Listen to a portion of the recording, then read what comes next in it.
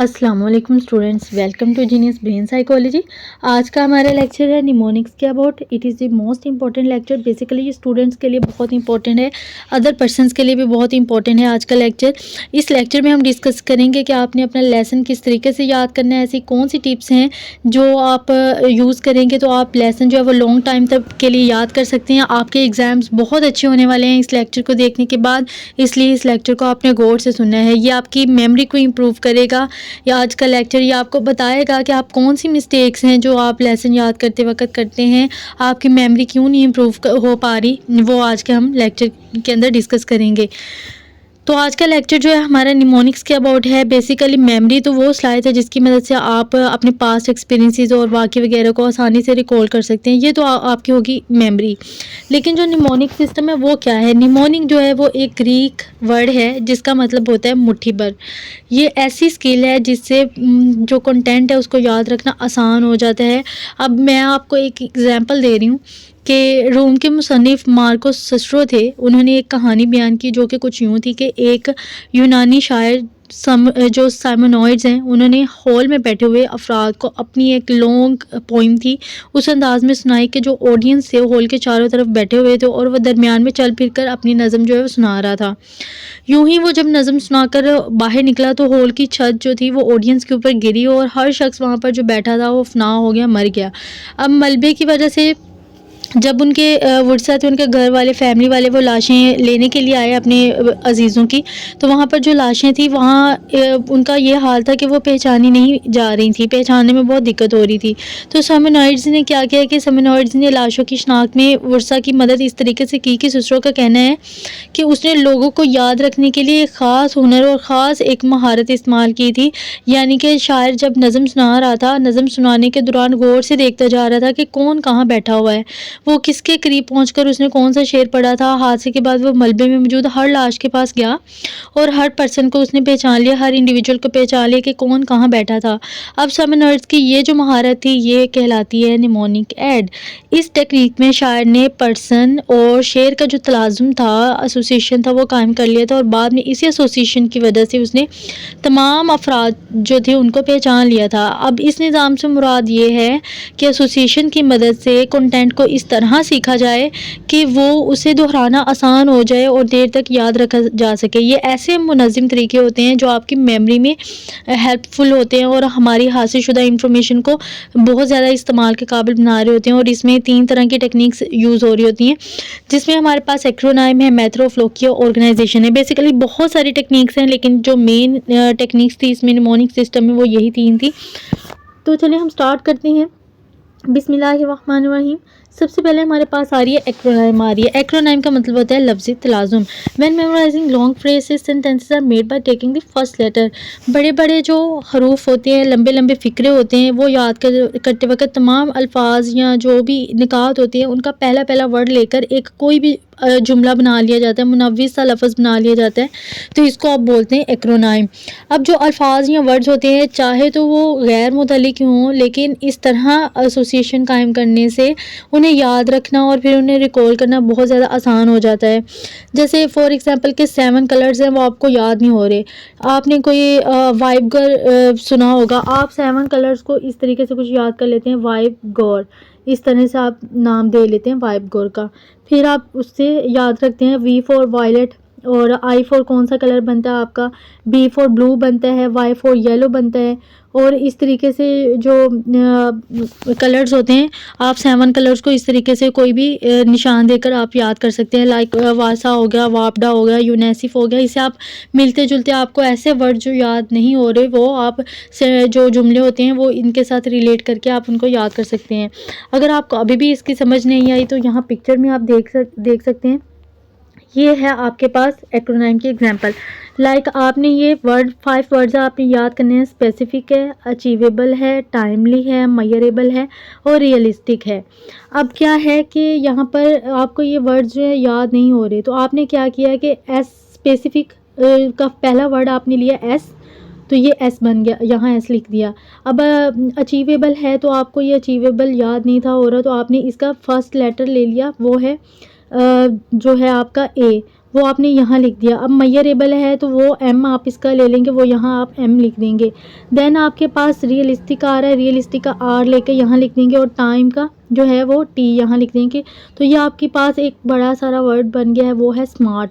अब स्मार्ट को जब भी आप याद करेंगे आपको फ़ौरन से याद आ जाएगा कि एस फॉर स्पेसिफिक था, एम फॉर मेजरमेंट था, ए फॉर अचीवेबल था, आर फॉर रियलिस्टिक था और टी फॉर टाइमली था।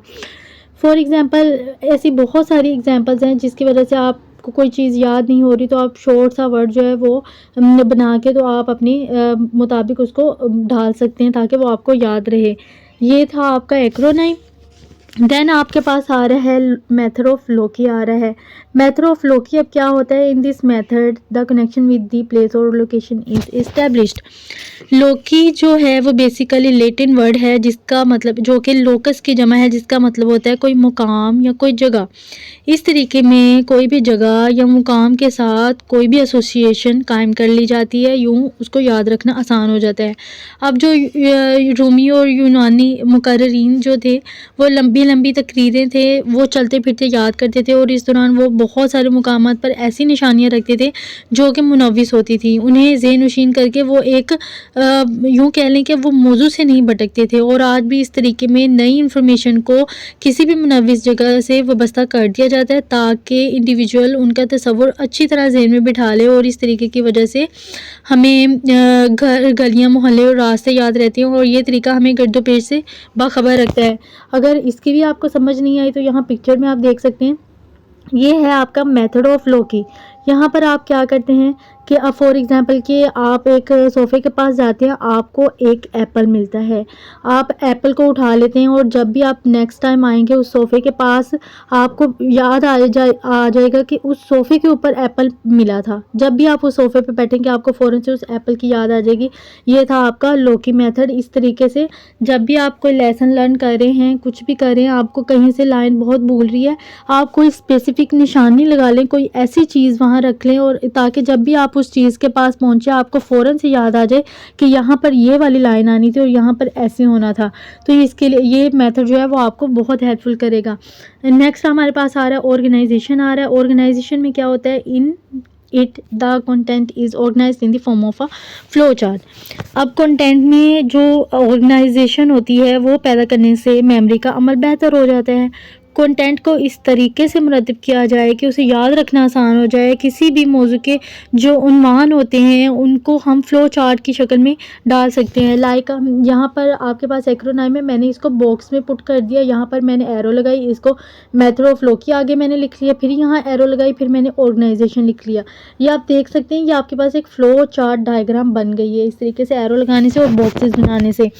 अब इसका फ़ायदा ये होता है कि इस तरह से आपको डिज़ाइन करके चीज़ें याद रखना आसान हो जाता है। और बेसिकली ये मेरा अपना पर्सनल एक्सपीरियंस है कि इस तरीके से आप कोई भी फ्लो चार्ट की फॉर्म में ऑप्शंस को लिखते हैं पेपर्स में तो आपको एग्जामिनर एक्स्ट्रा मार्क्स देता है। ये इंप्रेशन बहुत अच्छा डालता है। और इस तरीके से कंटेंट को लड़ियों की सूरत में प्रो लिया जाता है, जैसे अभी मैंने आपको करके दिखाया था। ये मैंने बॉक्स बनाया, एरो लगाई, फिर मैंने बॉक्स बनाया, फिर मैंने एरो लगाई, तो ये एक लड़ी बन गई। इसको लड़ियों की सूरत में प्रो लिया जाता है जो कि एक आसानी का बायस बनता है। फॉर एग्जांपल कि अभी आप मेमोरी वाला ही चैप्टर ले लें, आप इसके जितने भी पॉइंट्स हैं, जितने भी टॉपिक्स हैं, जब भी आप लॉन्ग क्वेश्चन अटैम्प्ट करें तो उसको फ्लो चार्ट डायग्राम की फॉर्म में अटैम्प्ट करें। पहले उनके पॉइंट्स जो हैं फ्लो चार्ट डायग्राम की फॉर्म में लिख लें, देन उसके बाद उनको अटैम्प्ट करें वहाँ से एक एक पॉइंट उठा के। तो ये आपका मेथड जो है वो बहुत ज़्यादा हेल्पफुल होगा और इससे आपके मार्क्स भी अच्छे आते हैं। नेक्स्ट हमारे पास आ रहा है सीरियल ऑर्डर। सीरियल ऑर्डर क्या होता है? अब बेसिकली सीरियल ऑर्डर को कहते हैं बेसिकली तरतीब का असर। इसके टू टाइप्स हैं हमारे पास। एक तो है प्रिंसिपल ऑफ प्रायोरिटी है, द रोल ऑफ डिले है। सबसे पहले तो सीरियल ऑर्डर क्या होता है? याद करने वाला कंटेंट अगर डिजिट या कोई भी वर्ड पर मुश्तमिल हो तो कंटेंट की तरतीब भी याद के अमल को बहुत ज़्यादा अफेक्ट कर रही होती है। अब देखने में यह आया है कि जो लिस्ट के पहले और आखिरी अल्फाज होते हैं वो तो जल्दी याद हो जाते हैं, लेकिन जो सेंटर वाले होते हैं वो बेसिकली भूल जाते हैं। अब बेसिकली प्रिंसिपल ऑफ प्रायोरिटी क्या है?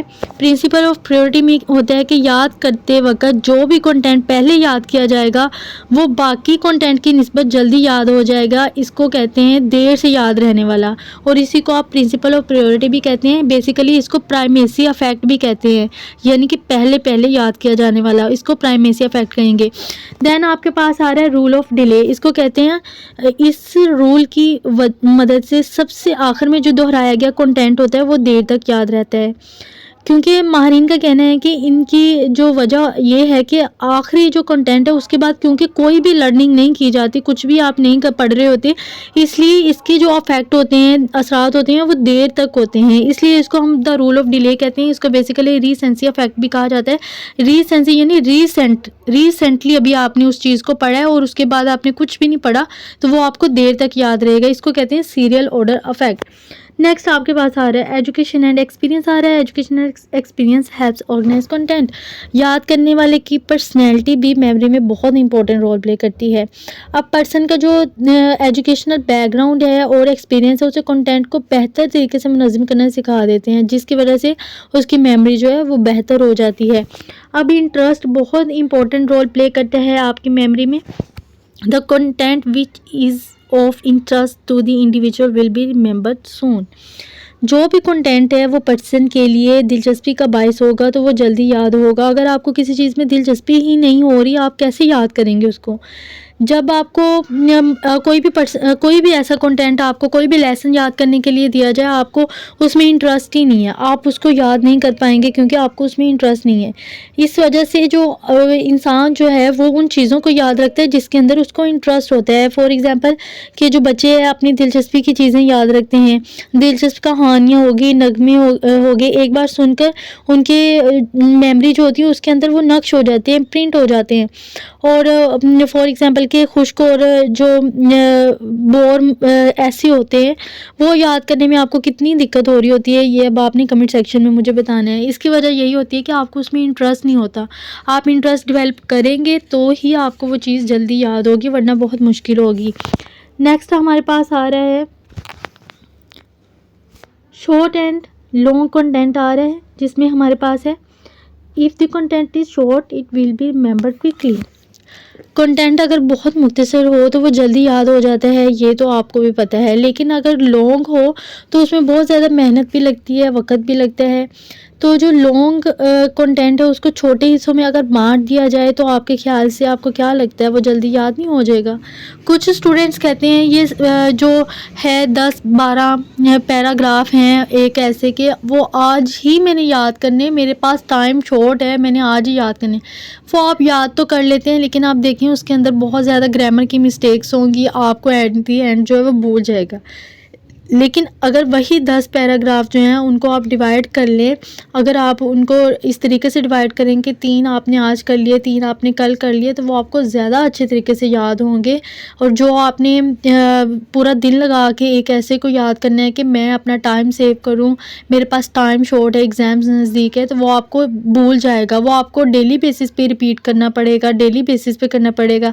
लेकिन जब आप उसको टुकड़ों में डिवाइड कर लेते हैं, पार्ट्स उसके बना लेते हैं, 3 पैराग्राफ एक दिन किए, 3 एक दिन, 3 एक दिन, तो 3 दिन के अंदर आपका ऐसे जो है वो कम्प्लीटली आपको अच्छे तरीके से याद हो जाएगा और वो बहुत ही अच्छे तरीके से आपको याद होगा, वो आपको भूलेगा भी नहीं और बार बार रिपीट भी नहीं करना पड़ेगा। इसको कहते हैं short and long content. Then हमारे पास आ रहा है meaningful and meaninglessness content. Meaningful content is remember faster than meaningless content, therefore read the content with understanding. अब कंटेंट की जो भावनीयत होती है वो हमारी मेमोरी को बहुत अफेक्ट करती है। कंटेंट अगर पर्सन के लिए बामायनी है, यानी इंडिविजुअल उसके मफहूम से आगाह है, तो वो उसे जल्दी याद कर लेगा। लेकिन अगर वो रट्टा लगा रहा है, उसके लिए वो मीनिंगलेस है, वर्ड जो कंटेंट है वो उसे देर से याद होगा, उसमें मेहनत भी ज़्यादा लगेगी, वक़्त भी ज़्यादा लगेगा। अब जैसे जो स्टूडेंट्स जो इंग्लिश के ऐसे वगैरह समझे बगैर रट्टा लगाकर याद करने की कोशिश कर रहे होते हैं, उनको इस बात से अच्छे तरीके से उनकी वाक़फ़ियत है कि उनको कितनी देर में याद होता है। वो उनको याद ही नहीं होता बेसिकली। अगर वो याद कर भी लेते हैं रट्टा सिस्टम तो वो उनको भूल जाएगा। इस तरह अगर अरबी की आयत है उनका तर्जुमा समझकर आप पढ़ें तो उन्हें याद करने में भी सहूलत होती है। यही वजह है कि मीनिंगफुल और मीनिंगलेस जो कंटेंट होता है उसमें बहुत फ़र्क होता है। अगर कंटेंट मीनिंगलेस भी है, आपको समझ नहीं आ रही, जिस कंटेंट की आपको समझ ही नहीं है वो आपके लिए मीनिंगलेस ही है। लेकिन अगर आप उसको मीनिंगफुल बना लें, आप उसको समझ लें कि इसका मायने क्या है, तो वो आपके लिए याद रखना आसान हो जाएगा। इसलिए हमेशा जब भी एग्ज़ाम्स की प्रिपरेशन करें, हमेशा उसका मायने, उसका मफ़हूम समझ कर फिर ही उसकी प्रिपरेशन करें। क्योंकि जब आप मीनिंग वगैरह समझ लेते हैं तो उसका मफ़हूम जो है अपने माइंड में फ़िट कर लेते हैं। अब एक जो चीज़ है उसके 2 से 3 मीनिंग बन रहे होते हैं, उसमें से आपको जो आसान वर्ड लग रहा होता है वो आप उसको अपने माइंड के अंदर डाल देते हैं और ईज़िली उसको याद कर सकते हैं। नेक्स्ट हमारे पास आ रहा है लॉ ऑफ लर्निंग आ रहा है। लॉ ऑफ लर्निंग बहुत इंपॉर्टेंट है, ये पेपर में आ जाता है। इसको थॉर्नडाइक ने इंट्रोड्यूस करवाया था और इसने 3 लॉ दिए थे, जिसमें हमारे पास लॉ ऑफ एक्सरसाइज है, लॉ ऑफ अफेक्ट है, लॉ ऑफ रेडीनेस है। अब लॉ ऑफ एक्सरसाइज क्या है कि इससे मुराद है कि किसी काम को सीखने के लिए जितनी ज़्यादा कोशिश की जाएगी उतना ही वो काम जल्दी सीख लिया जाएगा और ज़्यादा देर तक जहन में महफूज रहेगा। अब एक्सरसाइज इस सीखे हुए काम को बहुत ज़्यादा पुख्ता कर देती है, इसलिए जब भी आप काम को सीखें उसे बार बार रिपीट करें, उसकी मश्क करें, उसको आप कहते हैं लॉ ऑफ एक्सरसाइज। देन हमारे पास आ रहा है law of affect. Law of affect में क्या होता है कि इस लॉ की मदद से स्टिमुलस और रिस्पॉन्स के दरमियान एक ताल्लुक़ कायम होने के बाद कोई ना कोई अफेक्ट ज़रूर पैदा होता है। अगर यह अफेक्ट खुशगवार होगा, यानी काम करने के बाद पर्सन जो है, इंडिविजुअल, उसको खुशी महसूस होगी तो वो उस काम को ज़रूर रिपीट करेगा, दोहराएगा। लेकिन अगर उसे खुशी महसूस नहीं हुई, नागवार सा उसका तासुर था, तो स्टिमुलस और रिस्पॉन्स के दरमियान ताल्लुक़ जो है वो टूट जाएंगे या टूटने के इम्कान ज़्यादा होंगे, जिसकी वजह से एक खुशगवार जो तासुर है वो लर्निंग को बेहतर बनाता है, जबकि नागवार तासुर लर्निंग में रुकावट पैदा करता है। अब हमारे पास लॉ ऑफ रेडीनेस है। लॉ ऑफ रेडीनेस क्या करता है कि इस कानून की मदद से अगर कोई भी शख्स जो है काम सीखने के लिए ज़हनी और जिस्मानी तौर पर तैयार है तो वो काम को जल्दी सीख लेगा। फॉर एग्ज़ाम्पल कि आपके पेरेंट्स कहें कि आपने जो है साइंस पढ़नी है और आप कहें कि नहीं, मैंने आर्ट्स ही पढ़नी है, और घर वाले आप पे ज़ोर लगा रहे हैं कि साइंस ही पढ़नी है, वो आप ज़बरदस्ती अपने घर वालों के कहने पर साइंस रख लेते हैं, लेकिन आपको उसके अंदर कोई इंटरेस्ट ही नहीं है, आप ज़हनी और जिस्मानी तौर पर तैयार ही नहीं थे, तो आप अच्छी परफॉर्मेंस नहीं कर पाएंगे। आपकी परफॉर्मेंस जो है वो पुअर हो जाएगी, कमज़ोर हो जाएगी, और सीखने और याद करने का जो अमल है वो भी मुतासिर होगा। इसको कहते हैं लॉ ऑफ रेडीनेस। लेकिन अगर आपके फैमिली कह रही है कि आपने आर्ट्स ही पढ़नी है और आपका भी माइंड है कि आपने आर्ट्स ही पढ़नी है, तो ये हो गया लॉ, आप यानी उस चीज़ के लिए रेडी हैं, तो इसको लॉ ऑफ रेडीनेस कहते हैं, और इस तरह से आपकी जो परफॉर्मेंस है वो अच्छी होगी। यही वजह है कि जो शख्स सीखने और याद करने के लिए आमादा ना होगा, उसकी कारकर्दगी, उसकी परफॉर्मेंस कमज़ोर हो जाएगी। और जो रेडीनेस है, आमादगी, यानी कि इसको मेमोरी को बहुत ज़्यादा ये बेहतर बना रही होती है। नेक्स्ट हमारे पास आ रही है चंकिंग आ रही है। चंकिंग क्या होती है? Basically in this method the material is moved in small PCs और ग्रुप्स। चंक से मुराद होता है किसी चीज़ का टुकड़ा। चंकिंग में कंटेंट को कोई इज़ा या इकाइयों की फॉर्म में याद करने के बजाय छोटे छोटे टुकड़ों या ग्रुप्स की फॉर्म में ट्रांसफ़र कर लिया जाता है। अब जो वर्ड्स होते हैं और डिजिट्स होते हैं, उनको जितने ज़्यादा चंक्स में बांटना सीखेंगे आप, उनकी जो लर्निंग है उतनी ही ज़्यादा बेहतर होगी। अब चंकिंग में कंटेंट की जो ग्रोहबंदी है उस अंदाज से की जाती है जो हमारे लिए बहुत ज़्यादा पहचान वाला होता है, इसलिए इसको याद रखना आसान हो जाता है।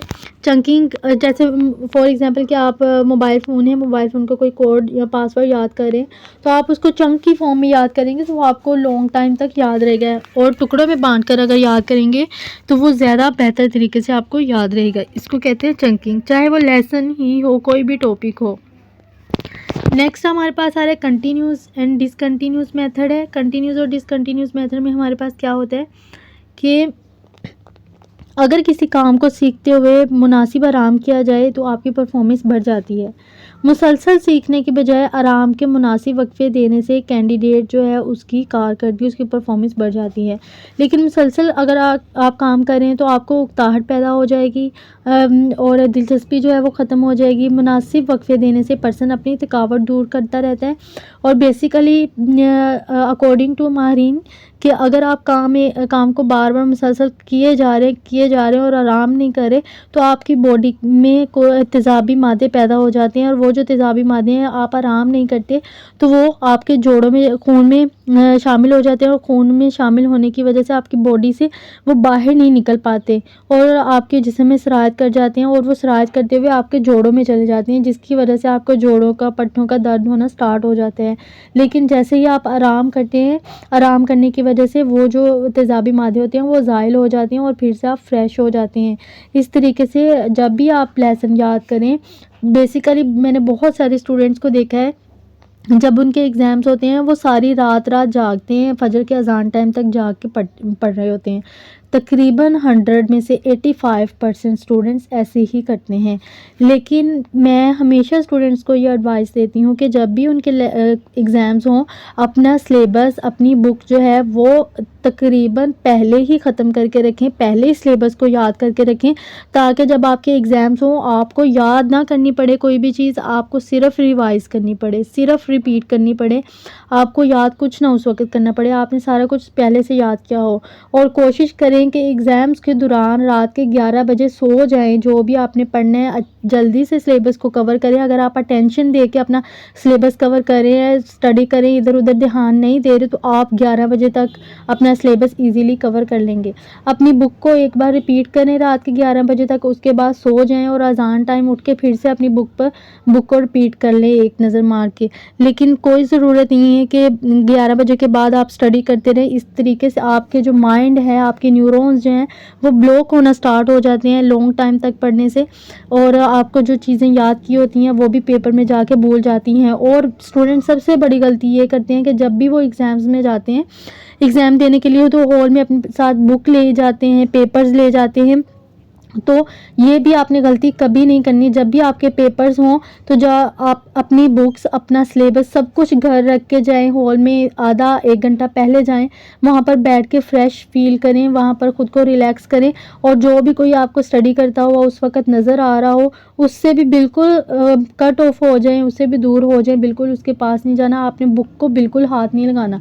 मैं आपको गारंटी दे रही हूँ कि आपका पेपर बहुत अच्छा होने वाला है इन टिप्स को आज़मा के। लेकिन अगर आप हॉल में जाने से पहले 10 मिनट पहले पढ़ रहे हैं, रट्टा लगा रहे हैं, कोई आपका फ्रेंड है बुक लेके खड़ा है, उसके साथ खड़े होके आप भी पढ़ रहे हैं, तो आपको भूल जाएगा पेपर के अंदर, ऑटोमेटिकली आपका माइंड जो है वो ब्लॉक हो जाएगा।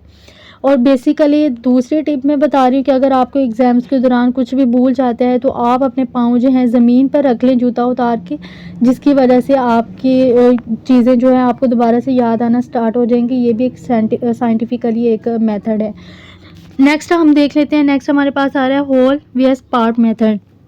अब होल मेथड जो है वो पार्ट मेथड, इनमें हम फ़र्क देख लेते हैं। बेसिकली होल को कहते हैं हम कली तरीका भी कहा जाता है, और जो पार्ट मेथड है उसको जुज़वी तरीका कहा जाता है। अब जो होल मेथड है उससे मुराद ये है कि तमाम कंटेंट को एक ही वक्त में सीखना। अगर कंटेंट को डिफरेंट एग्ज़ाम में बांट लिया जाए तो ये जुज़वी तरीका कहलाएगा, यानी कि पार्ट मेथड कहलाएगा। जब भी स्टूडेंट सारा ऐसे एक ही वक्त में याद करते हैं तो ये क्या कहलाएगा, होल मेथड कहलाएगा। मगर जब वो उनको पैराग्राफ की फॉर्म में बांट लेता है, एक एक करके पैराग्राफ याद करता है, तो ये पार्ट मेथड कहलाएगा। तो जो कंटेंट की नोयत है उसके अकॉर्डिंग ही होल और पार्ट मेथड का चूज़ उसको किया जाता है। जो अगर कंटेंट शॉर्ट है, आपका लेसन सिलेबस शॉर्ट है, तो उसके लिए आप होल मेथड ही यूज़ करेंगे। लेकिन अगर बहुत ज़्यादा लॉन्ग है तो उसके लिए आप पार्ट मेथड यूज़ करेंगे तो वो ज़्यादा बेहतर है। नेक्स्ट हमारे पास आ रहा है active vs passive learning method. जब भी पर्सन क्या करेगा कि when the individual learns the material with attention it is called active method, when he does not work with attention it is called passive method. जब भी फ़र्द इरादी तवज्जो और गौर फिक्र से कंटेंट को सीखे तो ये क्या कहलाएगा, ये एक्टिव मेथड कहलाएगा। जब सीखने के दौरान कैंडिडेट सरसरी अंदाज इख्तियार करे तो ये क्या कहलाएगा, ये पैसिव मेथड कहलाएगा, एक्टिव मेथड ये नहीं होगा। अब तजर्बे से साबित ये हुआ है कि जो आपका एक्टिव मेथड है वो ज़्यादा बेहतर नताइज का हामिल होता है। स्टूडेंट्स क्या करते हैं कि स्टूडेंट्स का एक जम गफीरा इकट्ठा करते रहते हैं, लेक्चर लेते हैं, ले ही जाते हैं। याद नहीं उनको करते और गौर से सुनते भी नहीं हैं, तो उनका नुकसान हो जाता है। इसको कहते हैं पैसिव मेथड। लेकिन अगर वो छोटे छोटे ग्रोहों को सवाल जो आपके अंदाज में पढ़ाएं, फिर उसको गौर से सुने, उसको अच्छे तरीके से लर्न करें, तो ये उसका एक्टिव मेथड कहलाएगा और यही बहुत ज़्यादा हेल्पफुल मेथड है। हर चीज़ को अटेंटिव होके सुनना, बेसिकली उसको गौर से करना, यह आपका एक्टिव मेथड है और ये आपको बहुत ज़्यादा हेल्पफुल करता है। फिर बजाय इसके कि बाद में दोस्तों से समझते फिरें कि मुझे इस क्वेश्चन की समझ नहीं आई, मुझे ये बता दो वो बता दो, बेहतर है कि आप अपने टीचर का गौर से लेक्चर सुने। हर चीज़ को छोड़ के दुनिया से बेनियाज हो के आप अपने लेक्चर पर फोकस करें। इसको आप एक्टिव मेथड कहेंगे और यही एक्टिव मेथड आपके लिए बहुत ज़्यादा कारगर साबित होता है। नेक्स्ट हमारे पास आ रहा है नॉलेज ऑफ रिजल्ट्स आ रहा है। If the routine is informed along with its working then its education is better। Candidate जो है अगर उसकी परफॉर्मेंस से साथ साथ उसको आगाह करते रहेंगे तो उसकी लर्निंग बेहतर होती है, क्योंकि इस तरह इंडिविजुअल अपनी गलतियों से भी आगाह होने के बाद उन्हें नज़रअंदाज करना सीख लेता है। अब जैसे आप फॉर एग्जांपल के टेस्ट हैं, उनके लिए जो टीचर्स हैं उनके टेस्ट जो लेते हैं, हफ्ते बाद टेस्ट लेते हैं, महीने बाद टेस्ट लेते हैं, ये उनकी परफॉर्मेंस के लिए ही होता है, ताकि जब टेस्ट टीचर उनका चेक करके उनको वापस करे तो उनको पता चले कि मैंने इस टेस्ट में ये गलती की है, तो ये गलती मैंने एग्ज़ाम्स में नहीं करनी, और अपनी गलतियों की तलाफ़ी करते रहते हैं। मैंने देखा है कि बहुत सारे स्टूडेंट्स जब भी टेस्ट होता है वो उस दिन छुट्टी कर लेते हैं। तो जब आप छुट्टी करेंगे टेस्ट वाले दिन, आप ऑफ कर लेंगे, तो आपको कैसे पता चलेगा कि आपकी मिस्टेक्स क्या हैं आपको लेकिन पेपर तो आपने एक न एक दिन देना है। टेस्ट तो पेपर के मुकाबले में बहुत छोटी चीज़ है, इसलिए टेस्ट वाले दिन छुट्टी ज़रूर बिल्कुल ना किया जाए, करें उस दिन ज़रूर जाया करें यूनिवर्सिटी, स्कूल, कॉलेज लाजमी जाएं और टेस्ट से जान हरगिज़ ना छुड़वाएं। अगर वो आप टेस्ट से जान छुड़वा रहे हैं तो ये आप फ़ायदा हासिल नहीं कर सकते। वही स्टूडेंट फ़ायदा हासिल करते हैं जो टेस्ट देते हैं, चाहे उनकी मिस्टेक्स हैं, एटलीस्ट उनको अपनी मिस्टेक का पता चलता है और वो मिस्टेक फिर वो बोर्ड एग्ज़ाम्स में, यूनिवर्सिटी एग्ज़ाम्स में जाकर नहीं कर रहे होते। और जो एंजल है उसने तजर्बाती और कंट्रोल ग्रुप के स्टडी से ये साबित की थी ये बात, और ये बहुत ज़्यादा कारीगर थी, इसलिए टेस्ट लाजमी देने चाहिए। नेक्स्ट हमारे पास आ रही है रेनफोर्समेंट आ रही है। Reinforcement strength the individuals response. अब रेनफोर्समेंट को बेसिकली तक़वियत कहते हैं, जो कि पर्सन के रिस्पॉन्स को मजबूत करती है और उसे आसान बनाती है। रेनफोर्समेंट सेकेंडरी भी हो सकती है, प्राइमरी भी हो सकती है। अब सेकेंडरी या प्राइमरी किसी भी फॉर्म में हो, काम में फ़ायदा और बेहतरी पैदा होनी चाहिए। अब पर्सन जो है पॉजिटिव रेनफोर्समेंट की हासिल करने के लिए अपना काम जल्दी जल्दी कर लेगा। पॉजिटिव रेनफोर्समेंट क्या होती है कि आपने अच्छा काम किया, आपकी मदर आपको मिठाई दे रही है, आपने बहुत मेहनत करके स्टडी किया, आपको ट्रॉफ़ी मिल रही है, आपको प्राइज़ मिल रहा है, आपको मेडल मिल रहा है, तो ये पॉजिटिव रेनफोर्समेंट होती है। याद करने के बाद अगर आपको शाबाश मिलती है, कोई भी इनाम मिलता है, तो वो आपकी मेमोरी में बेहतरी पैदा करती है और ये बहुत ज़्यादा अचीवमेंट की बात होती है। जब भी आप कुछ भी गोल अचीव करते हैं और आपको उसके बदले में कोई इनाम मिलता है, सबके सामने क्लैपिंग होती है आपके लिए, तो इसकी वजह से आपके अंदर एक मोटिवेशन डेवलप होती है, तो इसको आप रेनफोर्समेंट कह रहे होते हैं, जो कि आपके अंदर पॉजिटिव और नेगेटिव इफेक्ट पैदा कर रही होती हैं। नेक्स्ट हमारे पास आ रहा है एसोसिएशन एंड रिहायत में आ रहा है। If the content is consistent then learning becomes easy. अगर आप कंटेंट जो है वो एसोसिएट, उसके अंदर एसोसिएशन मौजूद हो, तो उसका सीखना आसान हो जाता है। यानी कंटेंट हम काफ़िया हो या उसमें जो है वो तलाज़ुम पैदा किया जाए, एसोसिएशन पैदा किया जाए, तो आसानी से याद हो जाता है। अब देखने में क्या आया है कि जो ऐसे अल्फाज जो जिनको आप तहतुल लफ्ज़ भी बोलते हैं, वो उनकी बजाय आप तरन्नुम से पढ़े जाने वाले, सॉन्ग की मदद से पढ़े जाने वाले जो अल्फाज होते हैं वो आपको जल्दी याद हो जाते हैं। ये म्यूज़िक की वजह से, जिसके अंदर म्यूज़िक का यूज़ हुआ हो, कोई भी गीत वगैरह का यूज़ हुआ हो, वो आपको जल्दी याद हो जाते हैं। इसीलिए कहा जाता है कि जो गीत होते हैं, गज़लें होती हैं, उनको सिंगर जो है वो फेमस बनाते हैं, ना कि शायर फेमस बनाते हैं। जिसने उनको गाया होता है वो ज़्यादा फेमस बनाते हैं, शायर बाद में फेमस बनाते हैं। बच्चे मुख्तलिफ़ किस्म की अब नज़में हैं, पहाड़े हैं, कोई भी काफ़िया बंदी है, उनकी वजह से जल्दी वो चीज़ों को याद कर लेते हैं और इसलिए रिहायत में होना ज़रूरी है। आप देखें बच्चे जब भी उनको कोई भी पोइम सुनाई जाती है तो वो गा के सुनाई जाती है, यही वजह कि वो जल्दी याद कर लेते हैं। नेक्स्ट हमारे पास आ रहा है Zeigarnik's effect if the work is left incomplete during learning later that work is learn better.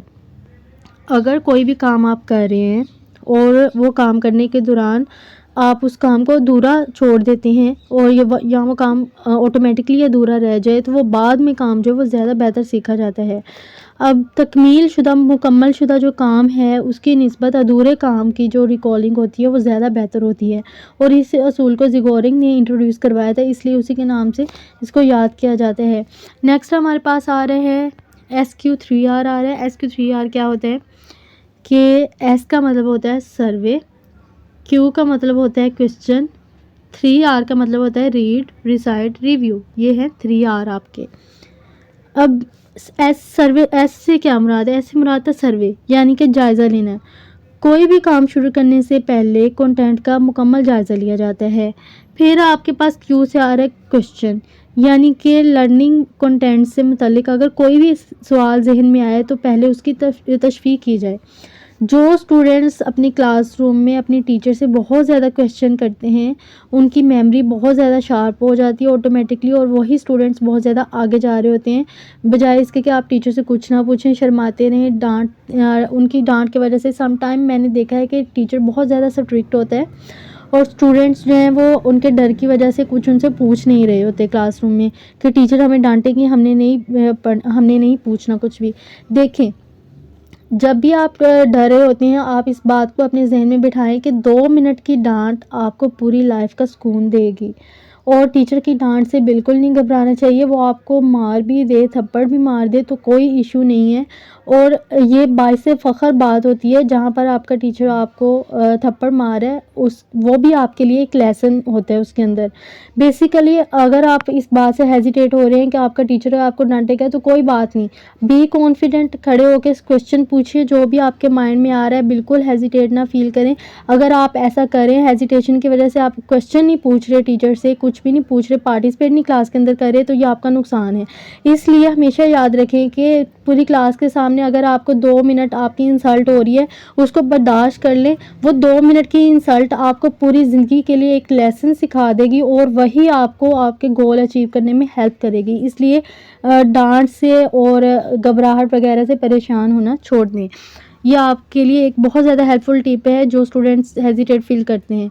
Next हमारे पास आ रहा है 3R, यानी रीड, रिसाइट, रिव्यू। पहले कंटेंट को पढ़ा जाए, फिर बाआवाज़ बुलंद उसे दोहराया जाए और आखिर में उसका जायज़ा लेना है आपने कि कितना मुआवजा वो याद हुआ है। नेक्स्ट आपके पास आ रही है रेपिटेशन आ रही है। It refers to repeating the memorised material over and over again. अगर आप कोई भी कंटेंट है उसको बार बार दोहराते हैं और दोहराने से मेमोरी में बहुत ज़्यादा बेहतरी होती है, इसलिए जब भी आप कंटेंट को जितनी बार दोहराएंगे वो आपका कंटेंट उतना ज़्यादा पुख्ता होगा। इसलिए लेसन को जब भी याद करें उसे 2-3 बार ज़रूर रिपीट करें। नेक्स्ट हमारे पास आ रहा है रेसिटेशन आ रहा है। रेसिटेशन में हमारे पास क्या होता है? If the material is read out loud, it has a double advantage. The person is both watching and listening to the material. Thus, the material is remembered quickly. अगर आप कंटेंट को ऊंची आवाज़ में याद करते हैं तो इसका दोहरा फ़ायदा होता है। एक तो ये कि आपकी आंखें उसको देख रही होती हैं, दूसरा ये कि आपके कान उसको सुन रहे होते हैं, इस वजह से जल्दी याद हो जाता है। कुछ स्टूडेंट्स कहते हैं हम तो दिल में याद करते हैं, हम तो मुँह में याद करते हैं, हमें याद हो जाता है जल्दी से लेसन। इस तरीके से आपको याद तो हो जाता है लेकिन वो कुछ देर के लिए याद होता है, बाद में आपको भूल भी जाता है वो। अगर आप कहते हैं कि नहीं हमें तो लॉन्ग टाइम तक याद रहता है, ठीक है आपको लॉन्ग टाइम तक याद रहता है लेकिन आपको एक न एक दिन वो ज़रूर भूल जाता है। इसलिए जब भी आप लेसन याद करें आप ऊंची आवाज़ में ही करें ताकि वो आपको जल्दी याद हो और आपको देर तक याद हो। नेक्स्ट आपके पास आ रहा है पैकवर्ड सिस्टम आ रहा है। पैकवर्ड सिस्टम क्या होता है कि वो सिस्टम जिसमें नए और गैर मुनव्विस या मुश्किल कंटेंट को पहले से सीखे गए मुनव्विस कंटेंट के साथ मुंसलिक करके सिखाया जाता है, इसे आप पैकवर्ड सिस्टम कहते हैं। बेसिकली यहाँ आपके पास पैकवर्ड सिस्टम आ रहा है, ये है आपका पैकवर्ड सिस्टम, इसको कहा जाता है। इसमें क्या किया जाता है कि ये बेसिकली ऑडिटरी भी होता है, विजुअल भी होता है। अल्फाज या चीज़ों के साथ इनको मुंसलिक कर दिया जाता है, इस तरीके से आपकी लर्निंग बेहतर होती है। अब नर्सरी क्लास के जो स्टूडेंट्स हैं, नर्सरी क्लास के बच्चों को डिजिट्स जो है वो सिखाने के लिए अमूमन यही तरीका यूज़ किया जाता है। फॉर एग्जांपल उनको बताया जाता है कि 1 2 3 4 के साथ कोई भी पिक्चर ऐड कर दी जाती है, जैसे कि यहाँ पर है कि 1 सन, 2 आइज़, 3 ट्रायंगल के कॉर्नर हैं, 4 ये जो है इसके कॉर्नर्स हैं 4 मुरब्बा के। नेक्स्ट 5 फिंगर्स हैं, 6 जो है ये स्टिक्स हैं, और 7 जो है फिंगर्स हैं, और 8 इस तरीके से कोई भी एनिमल है यहाँ पर, और ये 10 जो है इस तरीके से उनको सिखाया जाता है कि 3 गेंद हैं, 4 मछलियाँ, 5 पतंगे हैं, 1 सूरज है। और बेसिकली इस तरीके से भी उनको सिखाया जाता है कि जैसे हम एसोसिएट कर लेते हैं, हम काफ़िया बना लेते हैं, पैक वर्ड सिस्टम हम बना लेते हैं, like 1 is 1, 2 is 2, 3 is tree, 4 is door. क्योंकि जो छोटे बच्चे हैं वो इस तरीके से जल्दी सीखते हैं, यही आपका होता है पैकवर्ड सिस्टम होता है। अगर आप इन चीज़ों को किसी भी चीज़ के साथ मुनविस कर लेते हैं तो आपको भी इसके लिए आसानी रहेगी। नेक्स्ट हमारे पास आ रहा है ओवर लर्निंग। ओवर लर्निंग में क्या होगा हमारे पास कि वो अमल जिसमें किसी काम को सीखने के बाद भी ज़्यादा वक़्त और बहुत ज़्यादा एनर्जी सर्व की जाए तो वो ओवर लर्निंग कहलाएगी। ऐसी लर्निंग ज़्यादा बेहतर होती है और ज़्यादा देर तक कायम रहती है, जो अच्छी मेमोरी की बहुत ज़्यादा अच्छी अलामत समझी जाती है। अब जैसे कुरान हाफ़िज़ की एग्ज़ाम्पल ले लें, कुरान हिफ़्ज़ करते वक़्त उन्हें बार-बार पढ़ते रहना, फिर उन्हें बार-बार उनको कंप्लीट करवाना, बार-बार याद करवाना। और जो इंटेलिजेंट स्टूडेंट्स होते हैं वो कई बार अपने सब्जेक्ट को, अपने सिलेबस को कंप्लीट कर लेते हैं, बार-बार रिपीट करते रहते हैं। तो इससे क्या होता है कि मेमोरी बेहतर होती है और उनके एग्ज़ाम्स भी बहुत अच्छे होते हैं। इसलिए ये नहीं कि सिलेबस ख़त्म कर दिया तो हम बुक्स बंद करके एक साइड पे रख दें, उन्हें बार-बार रिपीट करते रहना चाहिए। नेक्स्ट हमारे पास आ रहा है डिस्टर्ब्ड वर्सेस अनडिस्टर्ब्ड मेथड। अब मेमोरी के दौरान अगर वक़्त को अगर मुनज़्ज़म तरीके से इस्तेमाल किया जाए तो इससे मेमोरी जो है वो बेहतर होगी। लेकिन अगर वक़्त गैर मुनज़्ज़म तरीके से इस्तेमाल करेंगे, आप टाइम का ठीक तरीके से यूज़ ही नहीं करेंगे तो उससे आपकी मेमोरी में बहुत ज़्यादा दिक्कत होगी, बहुत ज़्यादा मुश्किल होगी। इसको आप कहते हैं डिस्टर्ब्ड और अनडिस्टर्ब्ड मेथड।